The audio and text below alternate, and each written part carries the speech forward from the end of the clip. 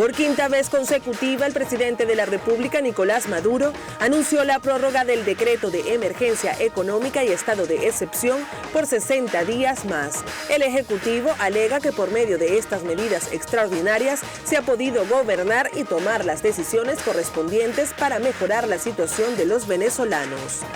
Cabe destacar que según la Constitución Nacional, estos decretos deben ser aprobados por la Asamblea Nacional. Sin embargo, por la sentencia que recae sobre el Parlamento, el Tribunal Supremo de Justicia ha decidido declarar el mandato como constitucional, pasando por encima del organismo.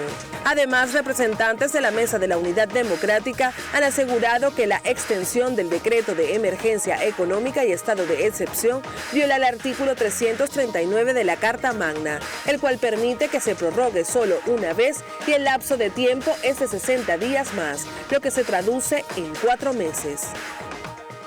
Muy buenas noches, sean bienvenidos a Reporte Estelar. Quien les saluda es Stephanie de Sousa. Como ustedes ya veían en este material de nuestro equipo de producción, el día de hoy estaremos hablando sobre el decreto de emergencia económica. Haga sus comentarios a través de la cuenta en Twitter, @reporte_GB, la etiqueta del día de hoy, Reporte Decreto. Y para eso también hemos invitado a nuestro estudio a la especialista y economista Tamara Herrera para conversar un poco sobre las consecuencias que ha tenido este decreto de emergencia económica que ya se está prorrogando por quinta vez. Señora Tamara, bienvenida. Muchas gracias, Stephanie. Sí, bueno, lamentablemente yo diría que todo el año 2016 ha transcurrido con una política económica marcada por decisiones de decretos de excepción, que por cierto, bien, invito a tu audiencia a buscar en la Constitución. En un lenguaje sumamente claro, dice precisamente, como dijo la introducción que presentaron, que esto es algo que se puede renovar una vez. Claro. Y creo que está claro que con las interpretaciones que hace el Tribunal Supremo, eso va a continuar siendo así incluso en el año 2017. La pregunta es si era necesaria. Obviamente no, necesario sí es corregir la situación económica. Y la impresión que uno recoge después de este seguimiento al cual nos dedicamos todos, los de nuestra profesión, notamos que es sumamente negativo estar funcionando por decretos que parecen que son ocurrencias, que no tienen continuidad, que tienen además cambios de señales importantes. Aquí hicimos cambios, por ejemplo, el año que está por cerrar abrió con un gabinete que causó muchísima alarma, un gabinete económico con un gran costo de incertidumbre, rápidamente fue revertido, se armó un equipo económico que pareció estar caminando más o menos de manera coordinada. Incluso creo que durante ese lapso se logró distanciar o alejar ese riesgo de la hiperinflación, que era absolutamente una certeza, en mi opinión, para ese momento. Y eso se evitó gracias al trabajo que se hizo en ese momento de moderar el crecimiento monetario. Eso es política económica, moderar el crecimiento monetario. Es política económica tomar decisiones cambiarias. Lamentablemente eran parciales, no eran regulares. Después, a la larga, se van haciendo medidas de política económica que ni siquiera son explícitas. Claro. Es decir, se autorizan aumentos de precio simplemente porque volteo hacia otro lado, pero no se pone por escrito un aumento de precio. Algunos sí, otros no. Eso se llama trabajar sin certidumbre. Y el gran dolor que sufre la economía venezolana desde hace ya varios años es que hemos exacerbado la dependencia del petróleo. Y esa dependencia está exacerbada porque tú estás minando y debilitando progresivamente la confianza en las autoridades, en sus criterios, en sus comunicaciones, y eso lo que necesita es lo contrario para atraer inversión. Si tú no tienes inversión, no puedes tener una economía fuerte y no puedes entonces disminuir tu dependencia con respecto al petróleo. Y ya van 3 años con el petróleo en declive, nuestra producción también imperdonablemente en declive. Entonces tienes una situación donde las correcciones de verdad de una situación crítica económica las tienes que hacer con un cambio y un plan integral y no un decreto que va a ser renovado una y otra vez, que viene acompañado de mucha prosa y retórica estridente, mucho impacto de miedo, de demostraciones de poder, y en realidad lo que necesitan las economías para consolidarse es confianza. Ahora bien, la primera vez que se decretó este decreto de emergencia económica se dijo que era para, bueno, tomar medidas sobre la inflación, sobre los precios de productos regulados, y luego de quinta vez de ser prorrogado, pues esto no se ha consolidado. ¿Qué cree usted que ha pasado en el camino, pues que este decreto de emergencia no se ha utilizado para lo que fue nombrado? Bueno, lo que puedo decir es que de febrero a julio de este año hubo, cuando en el gabinete entró el ministro Pérez Abad, hubo aparentemente un mínimo de sincronía, y ahí sí hubo una política cambiaria y monetaria. La monetaria moderó el crecimiento, no la corrigió totalmente, pero desaceleró levemente el crecimiento de la liquidez, y al acompañar eso de una corrección del tipo de cambio CIMADI, que después llamaron DICOM, y nunca llegó además a crearse la plataforma, claro. Todo quedó a medias. Entonces ese primer impacto generó eso que se llama confianza y expectativa de que aquí sí sabemos qué es lo que están haciendo, y el dólar paralelo se estabilizó e incluso retrocedió. Sí. Eso es lo que hace falta para reconstruir y crear las bases de crecimiento de una economía. Eso lamentablemente fue abandonado. ¿Cuándo fue abandonado? En el mismo momento en que se desbocó nuevamente el crecimiento monetario.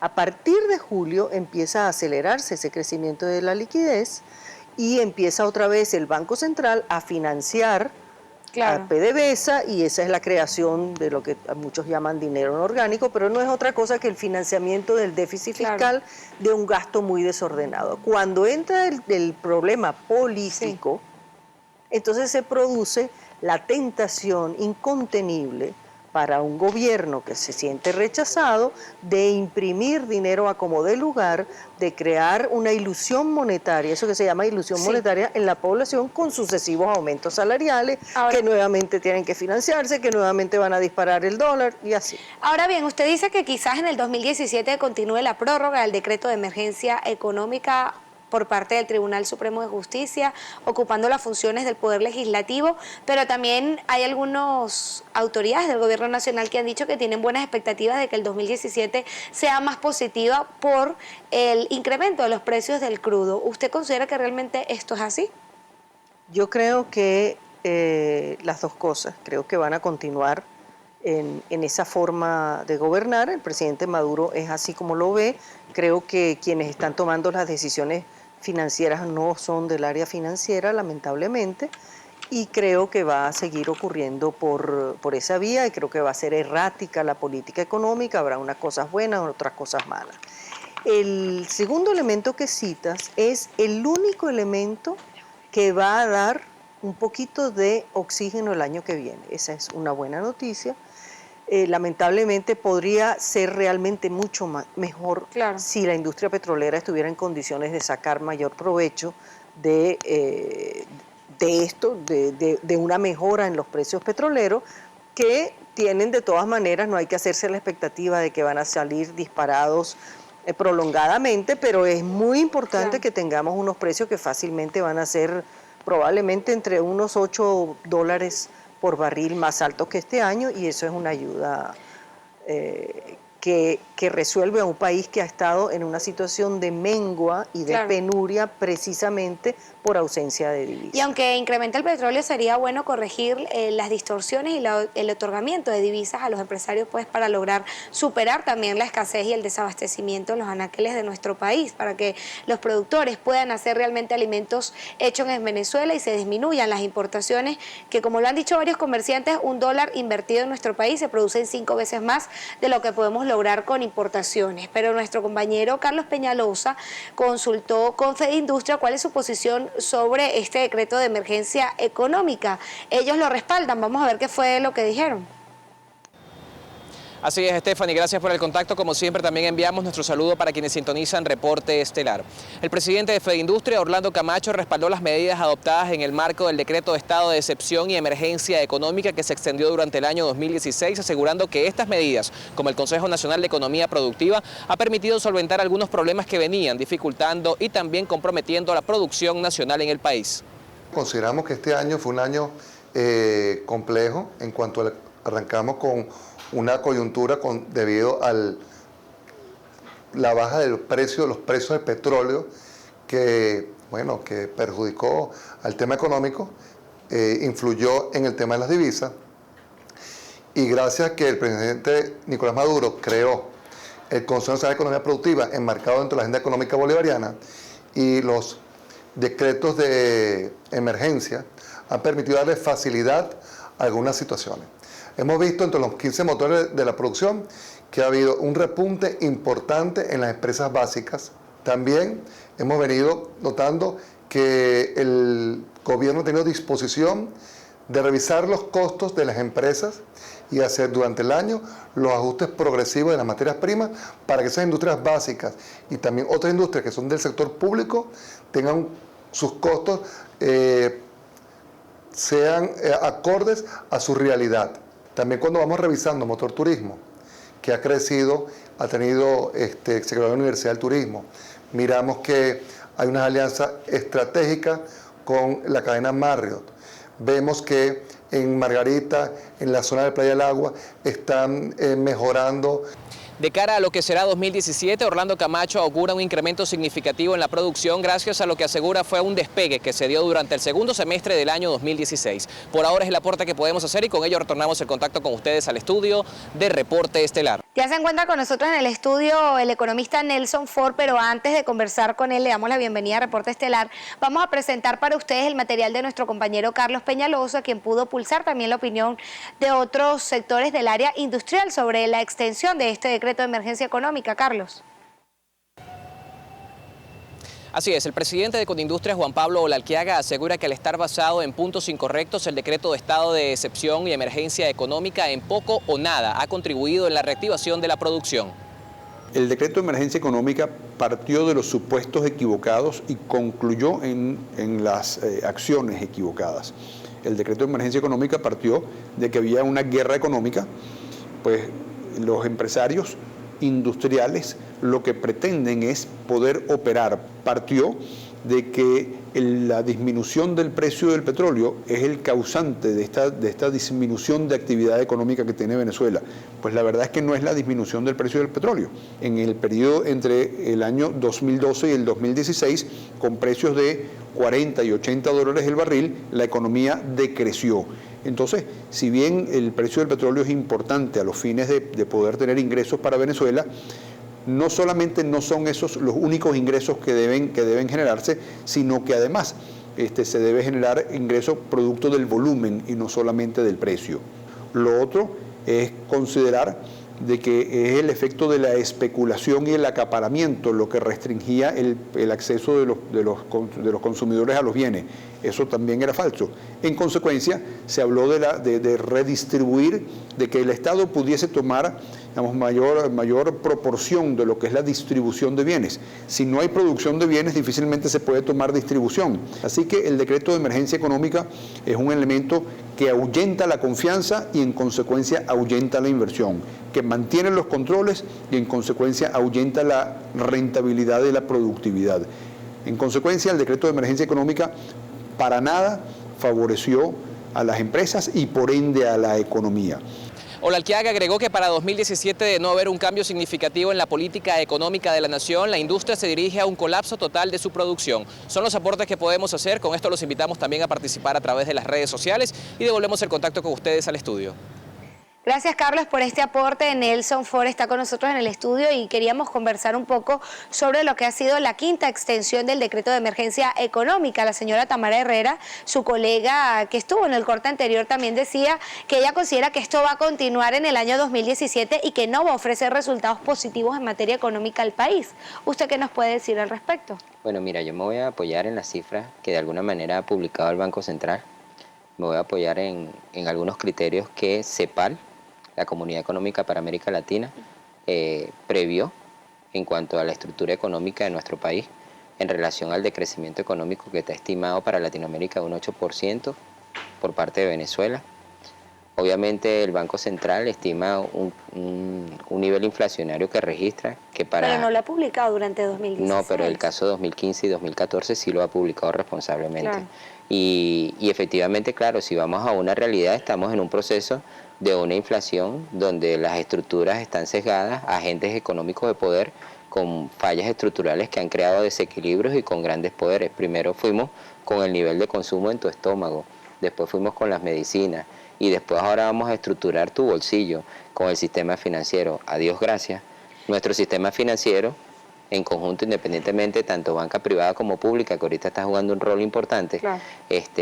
Creo que de alguna manera nos estamos enfrentando a empezar a desmontar la estructura de los medios de intercambio e irnos a una soberanía financiera y tecnológica como nuestro país en algún momento creo que eficientemente puede adquirirlo. Países como Argentina y Brasil manejan tecnología. Nosotros claro. Creo que podemos hacerlo también. Ahora bien, usted señala que este decreto de emergencia económica se tocó justamente para solventar los problemas de escasez y desabastecimiento de alimentos y medicinas en nuestro país, además de la situación de inflación que estamos atravesando en este momento. Pero ¿cómo se atacan estos factores? Pues primero, si el Banco Central de Venezuela no publica las cifras de inflación y macroeconómicas de nuestro país y tampoco ha mejorado el abastecimiento desde que se creó este decreto. Claro, eso es precisamente producto que en este momento tanto el Banco Central como el Ministerio de Poder Popular para Economía, el tema de banca y finanzas o el tema de las finanzas internacionales y el comercio exterior, obviamente el Ministerio de Alimentación, que juega un rol importante en este momento, y el tema del área de medicina, que está incluido ahí, tienen que redimensionar a construir una política económica integral, sistémica y originaria de nosotros, sin copiar modelos. Y eso requiere cambios no solamente de forma, sino cambios estructurales. Y para eso llegó el momento de prever esas condiciones y empezar a activar los tres elementos clave. Uno, ampliar la brecha de la producción. Y como decía el entrevistado anterior, es verdad, hay muchas fallas donde elementos están jugando al tema de distorsión entre la paridad cambiaria. Yo quiero demandar ahorita dentro de las cosas o comentarle a la población que en 72 horas una caída del dólar paralelo o el dólar que no está registrado oficialmente de 800 bolívares en 72 horas, pasar de 3.600 a 2.400 juega un rol importante. Un barril de petróleo a 55,5 dólares, barril OPEP en el términos Brent y de la cesta petrolera, y que en este momento la recaudación tributaria estimada cierra el 60% del presupuesto con un ingreso residual. Creo que son elementos que son claves para poder enfrentar esa disminución que tiene planteada la CEPAL y que nosotros responsablemente creo que en materia de política económica podríamos afrontar. Eso con algunos elementos que en el tema del decreto de emergencia económica es para prever el tema de las zonas fronterizas, la economía subterránea, el problema de legitimación de capital que tenemos y la sociedad de cómplices entre la estructura, que falta una cultura tributaria, una cultura de precios, y que efectivamente también está implícito el tema de las Fuerzas Armadas, que ahorita con la misión Abastecimiento Soberano hay que tomar medidas contundentes, que lo está haciendo el presidente de la República. ¿Y usted cree o considera dentro de su experiencia que tomar estas decisiones vía decreto por parte del Tribunal Supremo de Justicia, pasando por encima del Poder Legislativo, puede ser una herramienta realmente para solventar los problemas que presentamos en el país y sobre todo para controlar la inflación? Porque algunos economistas dicen que podemos cerrar este año ya en 500%. Bueno, imagínate, si los organismos de financiamiento multilateral hablan de 700% y las cifras estimadas para el Banco Central son de 348,9%, pero tendríamos que ser también prudentes de ver cómo, de alguna manera, las medidas de política monetaria sobre todo que han todavía sido inconsistentes en el reacomodamiento de los agregados monetarios. Claro. Cuando un país devalúa, porque nosotros prácticamente de alguna manera estamos devaluando, se aprecia nuestra paridad cambiaria y sucedió lo que está pasando. Aunque siguen siendo políticas o medidas monetarias neoliberales, lo que hicimos fueron algunos correctivos de manera estratégica por escenario para poder ajustar también la teoría de juegos que nos tiene el país vecino. Y sobre todo un decreto que nos ha generado un desequilibrio mezclado con economía subterránea. Rápidamente, ya nos queda poco tiempo acá en el programa, pero ¿cuáles son las expectativas que usted maneja dentro de esta opinión que tiene para la situación económica de nuestro país el próximo año? Bueno, mira, nosotros en economía hablamos de las expectativas racionales. Yo creo que en una primera etapa, uno de los elementos es que si logramos resarcir esta conversión monetaria y prudentemente, incluyendo desde la Asamblea Nacional, el Ejecutivo Nacional ha escuchado algunas sugerencias. Creo que si buscamos una salida de articular, independientemente de nuestras diferencias políticas, y elevar la política por encima de la partidocracia, nuestra economía va a prosperar en un primer trimestre si articulamos todos los sectores de la economía y buscamos una salida. Creo que la expectativa más clave es que el tumbar la disociación que hay entre la paridad cambiaria, el poder establecer un solo tipo de cambio, el que nuestras reservas internacionales sean reajustadas y que el barril de petróleo que fue de $35 presupuestado y que están ingresando dólares a nuestro país con unas zonas especiales económicas en fronteras que ya se están estudiando, creo que va a ser un mecanismo clave para nuestra estructura económica el año que viene. Muchísimas gracias, doctor Nelson Foro, economista, por habernos acompañado acá en Reporte Estelar.